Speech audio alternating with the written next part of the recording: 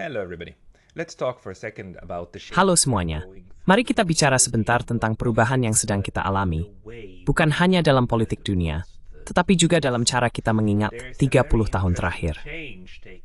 Sebenarnya, ada perubahan yang sangat menarik terjadi dalam cara kita membicarakan apa yang dulu kita sebut era pasca Perang Dingin. Dan saya ingin mengajukan sebuah usulan. Mari kita mulai mungkin dengan menyadari bahwa pada dasarnya, ingatan adalah sesuatu yang cukup unik. Kita sering menganggap ingatan sebagai sesuatu yang tetap, permanen, dan tidak berubah. Padahal sebenarnya core dari dirinya.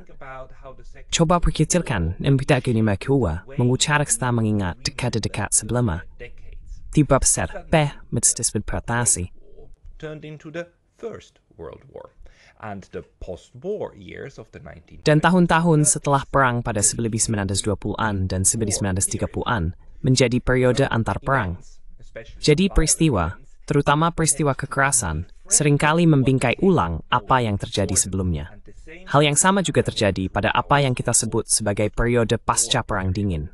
Saya selalu merasa tidak nyaman dengan istilah pasca Perang Dingin, karena terdengar sangat sementara, rapuh, seperti pengisi waktu, dan agak Anda tahu, seperti sesuatu yang di antara, seperti sandwich. Karena segala sesuatu yang pasca, juga secara otomatis sesuatu yang lain. Karena sejarah tidak pernah berakhir, bukan? Bahkan Francis Fukuyama pun tidak berpikir demikian. Judul esainya yang terkenal sebenarnya merujuk pada hal itu, bukan pada suatu periode. System and not to a period. So, in a way, most intellectuals... Jadi, dalam arti tertentu, sebagian besar intelektual, politisi, dan akademisi yang menggunakan istilah pasca Perang Dingin sebenarnya sedang mengakui hal itu. Mereka menyadari bahwa ini adalah periode yang terjepit, bahwa pasti akan ada sesuatu yang lain setelahnya. Pertanyaannya hanyalah, dan sampai batas tertentu masih, apa yang akan terjadi? Dan dalam bentuk apa hal itu akan memaksa kita untuk memikirkan kembali apa yang disebut pasca Perang Dingin ini. Nah, untuk beberapa waktu, tampaknya titik balik itu sudah datang pada tahun 2001, dengan serangan terhadap Menara Kembar, Smensteles dan seterusnya, serta dimulainya perang melawan teror. Maksud saya, kita semua masih ingat perang melawan teror yang terkenal itu, bukan? Dan mari kita perjelas. Ini bukan hanya soal memburu beberapa kelompok teroris Timur Tengah.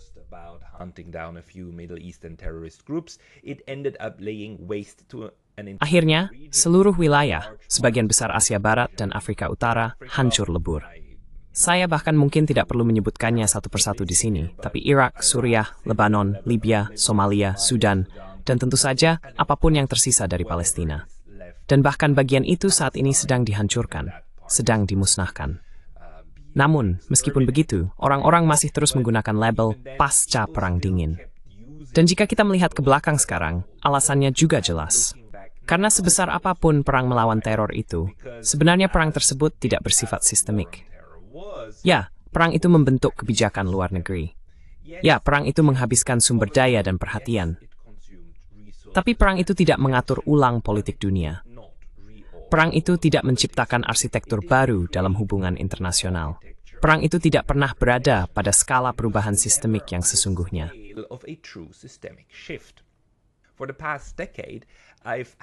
Selama satu dekade terakhir, saya memiliki ketakutan, yaitu bahwa suatu hari nanti, kita akan melihat kembali tahun-tahun setelah 1991 sebagai semacam periode antar perang kedua, sebuah masa di antara dua bencana besar, jika memang Perang Dunia Ketiga yang akan mengakhirinya.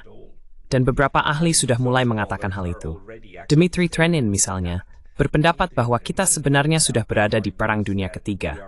Kali ini, dengan cara-cara hibrida, bukan dengan pasukan massal.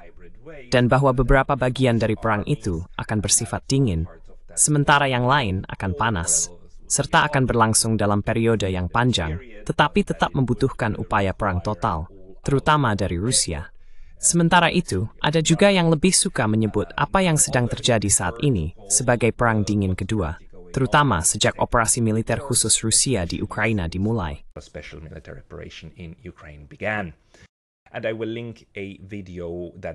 Dan saya akan menautkan sebuah video yang sudah saya buat tentang argumen Dmitry Trenin. Jadi, kabar buruknya adalah bahwa salah satu dari dua kerangka ini, Perang Dunia Ketiga atau Perang Dingin Baru, bisa saja terbukti benar. Namun demikian, ada hal lain yang kini menjadi lebih jelas setelah kita memiliki semacam titik akhir dari era pasca Perang Dingin. Kita sekarang bisa menutup buku pada rentang 30 tahun antara 1991, runtuhnya Uni Soviet, dan Februari 2022, dimulainya perang di Ukraina. Itulah sebenarnya batasan periode yang dulu kita sebut sebagai era pasca Perang Dingin. Jika kita melihatnya dengan saksama, yang benar-benar mendefinisikan tahun-tahun itu bukan hanya ketiadaan Perang Dingin, melainkan kehadiran sesuatu yang lain, momen unipolar. The unipolar moment. This label actually fits much better because for Label ini sebenarnya jauh lebih tepat, karena selama kurang lebih 30 tahun, Amerika Serikat berada di puncak sistem, hampir tak tertandingi secara militer, ekonomi, budaya, dan ideologi. Tidak ada negara lain yang mendekati, dan seluruh dunia menyesuaikan diri dengan kenyataan itu. Jika Anda melihat reaksi Rusia dan Tiongkok terhadap perang di Yugoslavia, dan bagaimana mereka bahkan cenderung mengikuti perang melawan teror, bahkan Rusia dan Tiongkok juga, serta bagaimana pembentukan Organisasi Kerjasama Shanghai sebenarnya mengandung unsur yang sangat-sangat kuat dari perang melawan teror dalam cara SCO membingkai komponen keamanannya sendiri, dan seterusnya. Tidak ada oposisi sistemik besar terhadap apa yang terjadi saat itu. Namun, dunia baru sekarang berbeda.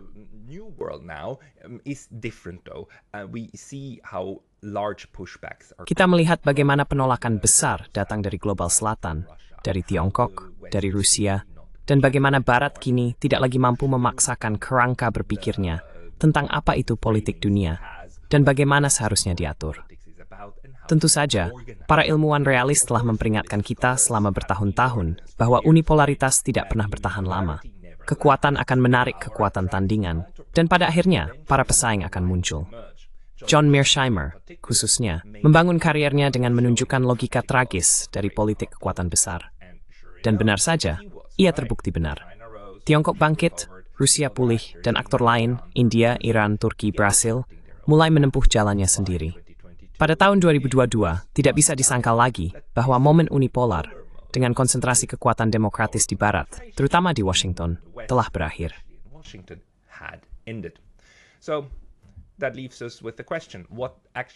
Itu membuat kita bertanya, apa sebenarnya yang akan terjadi selanjutnya?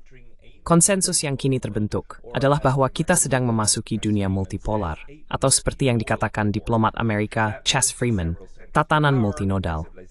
Artinya, ada beberapa pusat kekuatan, peradaban, budaya, teknologi, dan militer, yang kini memiliki kemampuan bukan hanya untuk mengikuti arahan Barat, tetapi juga menentukan arah ke depan dan mengelola interaksi satu sama lain secara mandiri. Mereka bisa dan memang mengatakan tidak kepada Barat.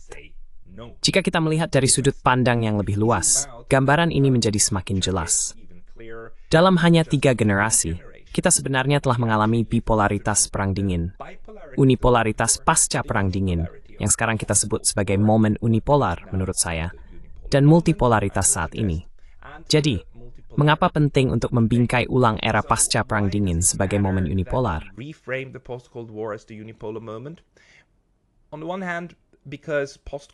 Di satu sisi, istilah pasca Perang Dingin memang samar. Itu hanya menggambarkan apa yang terjadi setelah sesuatu yang lain.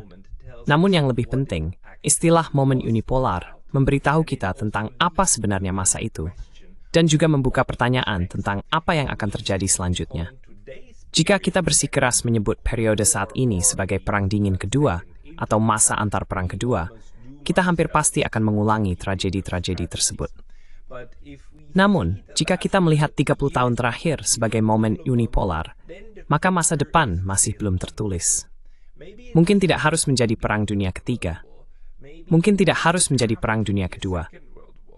Dengan sedikit keberuntungan dan diplomasi yang serius, mungkin bisa menjadi sesuatu yang sama sekali berbeda.